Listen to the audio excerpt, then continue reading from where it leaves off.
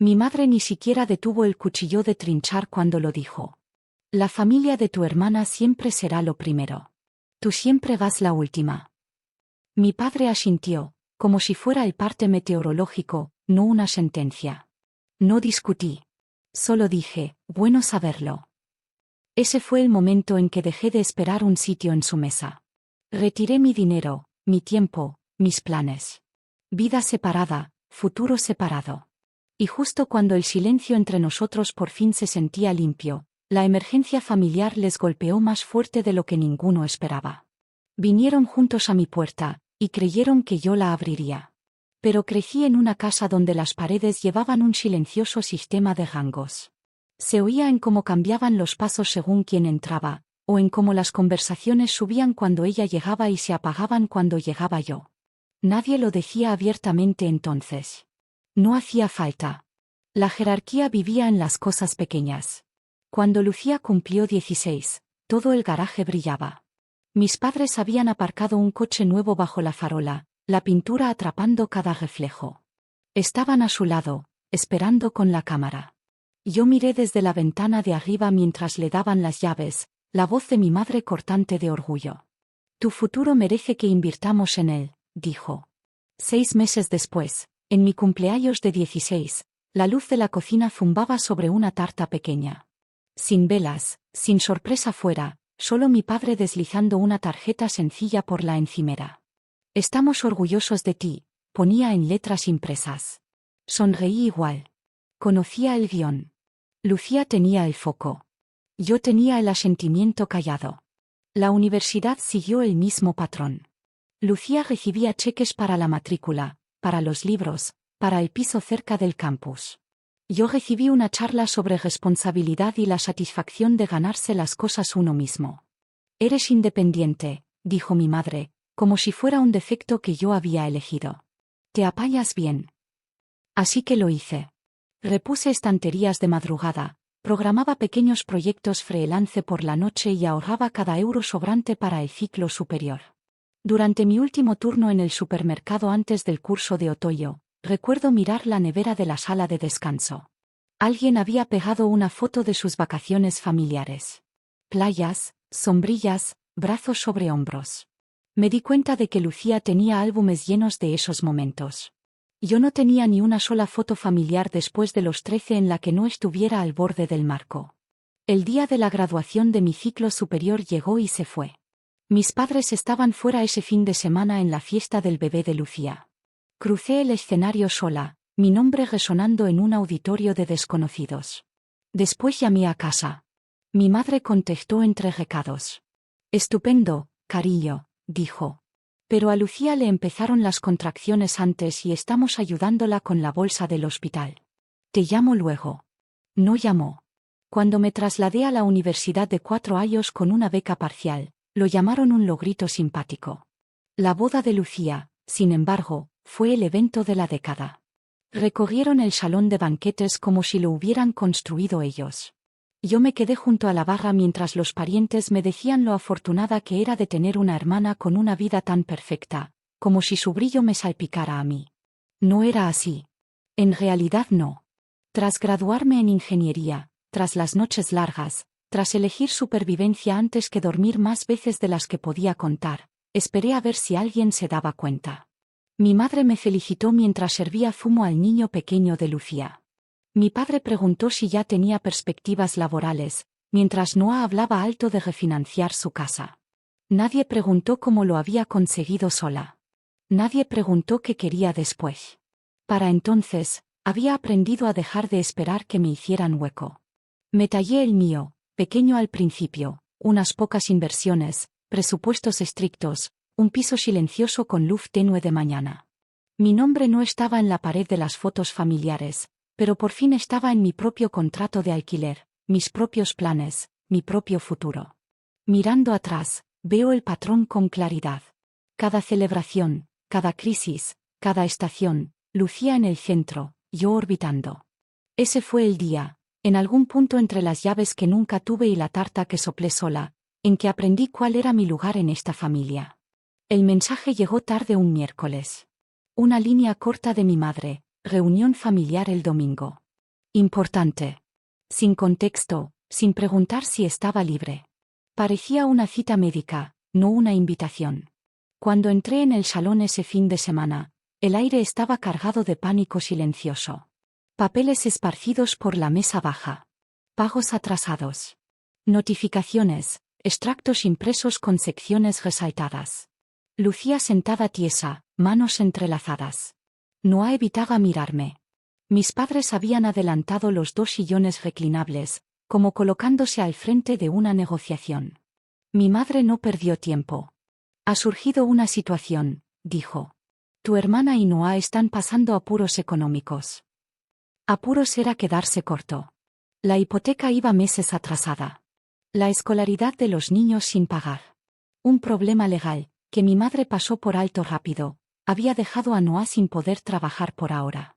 Todos los números de la página apuntaban en la misma dirección, derrumbe. Mi padre suspiró, golpeando el montón de facturas. Hicimos cuentas. Tu madre y yo podemos cubrir parte, pero no todo. Lucía necesita ayuda inmediata. Esperé. No hablé. No me moví. Quería ver cuánto tardaban. No tardaron nada. Mi madre se inclinó hacia adelante. Contamos con que tú te hagas cargo del resto. Estás soltera. Tienes un trabajo estable y no cargas con los mismos gastos. Es lo lógico. Ahí estaba, la verdad callada otra vez al descubierto. Lucía primero, yo última, siempre. Nadie preguntó si yo podía permitírmelo. Nadie preguntó si ya cargaba con mis propias cargas. Nadie preguntó nada. Simplemente lo daban por hecho. Mi padre deslizó una lista impresa por la mesa. Esto es lo que hay que cubrir ya: atrasos de la hipoteca, pago de la escolaridad, anticipo del abogado, estimaciones mensuales marcadas en amarillo. Esperado. Asignado. Mío. Lucía susurró, de verdad te necesitamos, Carmen. Como si la necesidad fuera una moneda que yo les debía. La habitación se difuminó en bordes suaves, el tic-tac del reloj, el leve zumbido del frigorífico, el peso de años apretando la misma herida. No discutí. No expliqué. Solo miré los números, luego a ellos, y dejé que el silencio se posara. Esperaban que pagara. Solo dije, necesito 24 horas.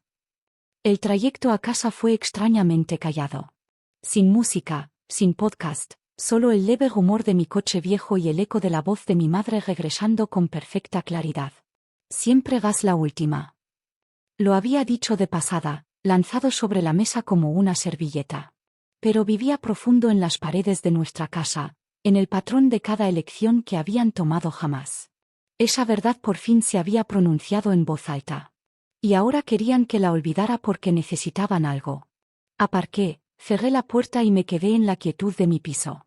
Limpio, austero, un lugar construido con mis propias manos, mi propio dinero, mis propias decisiones. Durante años había cargado sus expectativas, acomodándolas en silencio sin protesta porque resistirse parecía inútil. Pero el silencio ahora se sentía distinto, cargado, claro. Abrí el portátil. Primero las cuentas, corriente, ahorros, carteras de inversión. Los números no me sorprendieron. Los había memorizado como quien memoriza cumpleaños. Años de gasto controlado, presupuestos estrictos, depósitos automáticos en fondos a largo plazo. Vivía como alguien que siempre esperaba que el mundo la olvidara. Y esa disciplina había construido una base que nadie en mi familia sabía que existía. Mis dedos se movieron firmes. Lo separé todo. Carpetas nuevas, etiquetas nuevas, personal, privado, seguro. Luego abrí extractos, meses, años, todo el historial. Los arrastré a una carpeta nueva en el escritorio. Independiente, la llamé. Sonaba exacto. Al otro lado de la habitación, Ana dejó una bolsa de comida para llevar. No habló. No preguntó. Solo me miró como siempre hacía, en silencio, sin suposiciones. Cuando por fin cruzó la habitación, puso su mano en el respaldo de mi silla. No estás eligiendo en contra de ellos, dijo.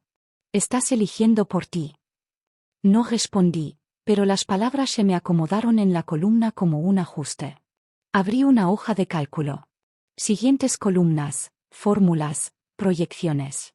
Mapeé exactamente lo que me habían pedido: atrasos hipoteca, escolaridad, anticipo abogado, desborde mensual estimado. Los números no mienten. Y estos números no eran una petición. Eran una reestructuración de mi vida para salvar la de otro. Durante años lo habían disfrazado de amor, responsabilidad, deber familiar. Pero yo había estado pagando precio completo por un sitio donde nunca me dejaron sentarme. El cursor parpadeaba. Añadí otra columna: condiciones. Si ayudaba, y no estaba segura de hacerlo, no sería como ellos esperaban. No caridad, no sacrificio, no el viejo ciclo donde el dolor era el precio de pertenecer. Redacté el esquema despacio: préstamo con intereses, plan de devolución a 5 años, asesoramiento financiero obligatorio, terapia familiar obligatoria, reconocimiento por escrito del favoritismo que había vivido durante casi 3 décadas, nueva estructura para cualquier petición futura, propuestas por escrito, límites claros, sin culpa. Cada condición limpia, neutra, administrativa. Nada vengativo, todo justo. Imprimí el borrador y lo dejé aparte. Luego pasé a la siguiente capa del plan: límites. Entré en las apps del banco y eliminé todos los pagos automáticos conectados a gastos familiares, antiguas aportaciones navideñas, compras compartidas para los niños de Lucía, una suscripción de streaming que mis padres nunca me devolvieron. Pequeñeces, pero simbólicas. Fugas silenciosas que había permitido durante años. Borrar. Borrar. Borrar. Cada pantalla de confirmación era como quitarme una piedra del pecho. Fui al correo, escribí un mensaje corto, lo guardé como borrador. Si la cosa escalaba, lo enviaría sin dudar. Simple, firme, no asumiré responsabilidad por decisiones que no tomé yo. Mi piso estaba en silencio salvo por el suave zumbido de la calefacción al encenderse. Ana se sentó en el sofá, piernas recogidas, mirándome sin interrumpir. No había lástima en sus ojos, solo reconocimiento.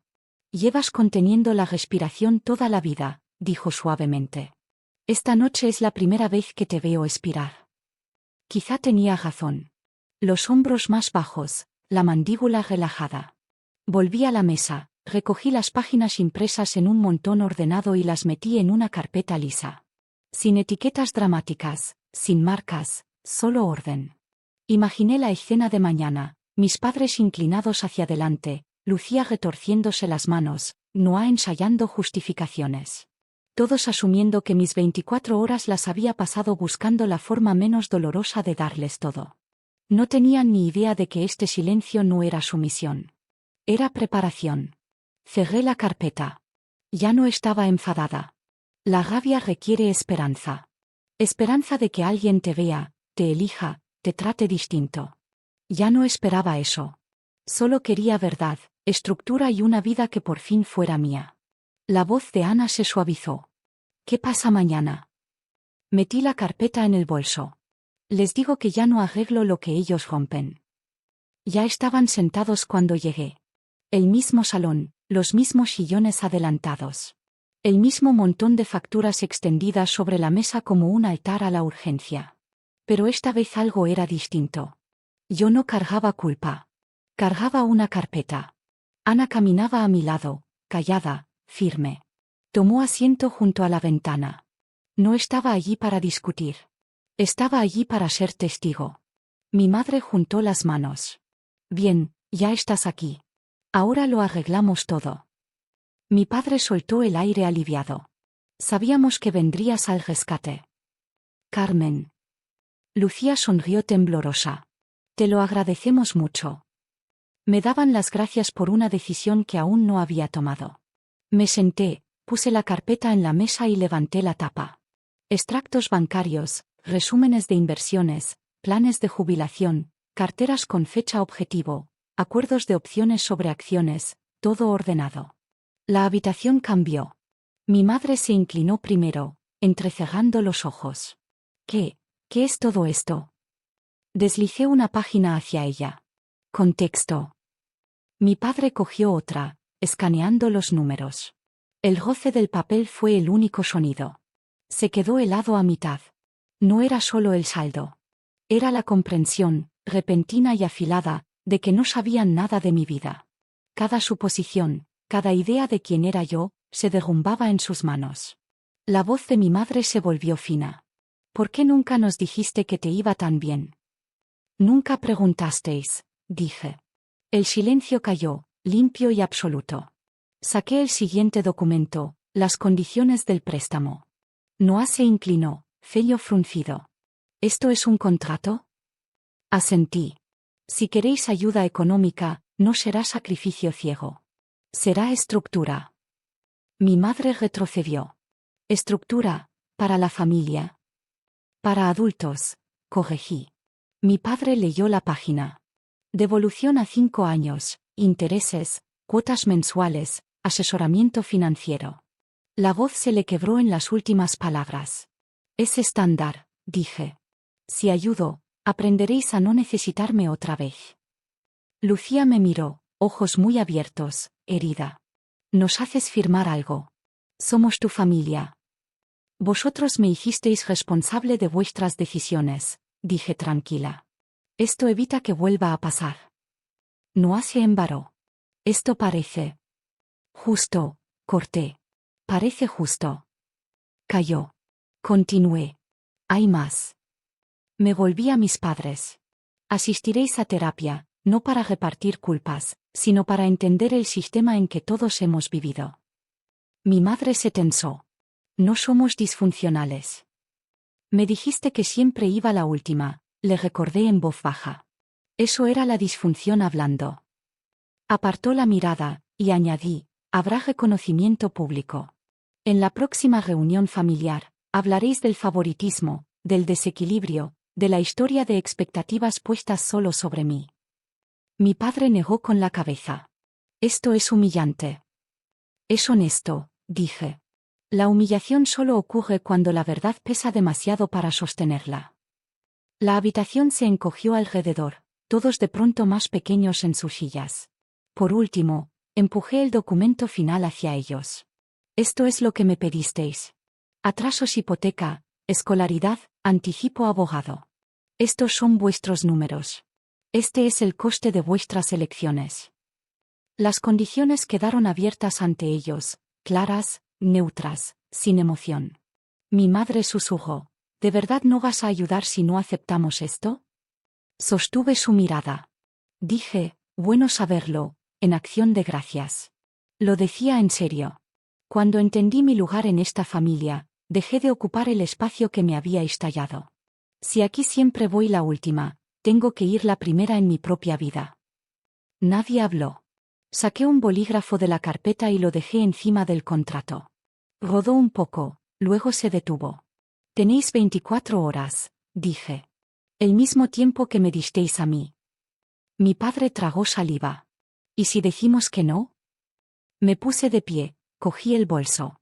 Ana se levantó a mi lado. Entonces arregláis vuestras propias emergencias, igual que yo aprendí a arreglar las mías. Caminé hacia la puerta. Detrás de mí, la habitación quedó congelada. Pasaron 6 meses antes de que volviera a entrar en esa casa. No por una crisis, no por una exigencia, solo por una sesión programada de terapia familiar, la última. Los cambios no llegaron de golpe, pero llegaron. Lucía y Noah habían firmado las condiciones. Cada cuota del préstamo llegaba el mismo día cada mes, transferida limpiamente, sin excusas. El asesoramiento financiero había remodelado cómo se movían por el mundo. Sus gastos se volvieron más callados. Sus decisiones, más pensadas. Ya no hablaban como si sus necesidades fueran la gravedad que todos debíamos orbitar. Mis padres también cambiaron, aunque su cambio llegó lento, como tierra que se descongela. En terapia, la doctora Miriam los guió hacia palabras que habían evitado años: patrones, desequilibrio, expectativas, verdades dichas sin parpadear. Mi madre lloró la primera vez que dijo, no te vimos. Mi padre lloró la primera vez que la creyó. ¿Y yo? Ya no estaba enfadada. Ya no esperaba. Mi vida se había ensanchado. Me había mudado a un piso más luminoso en el centro de Madrid, uno con ventanales altos donde las mañanas parecían un comienzo en vez de una negociación. Mi escritorio solo tenía lo que importaba: el portátil, Una taza y una planta pequeña que Ana compró porque dijo que todo capítulo nuevo necesitaba algo vivo. Pasábamos domingos lentos explorando barrios, parando a tomar café, hablando de futuro sin medirlos contra las necesidades de nadie más. Ella nunca me pidió que me encogiera. Yo nunca esperé que me rescatara. Nos encontrábamos en el medio, dos personas construyendo algo sin fantasmas tirando de los bordes. En las noches tranquilas, yo cocinaba mientras ella leía en el sofá. A veces alzaba la vista y decía, pareces más ligera.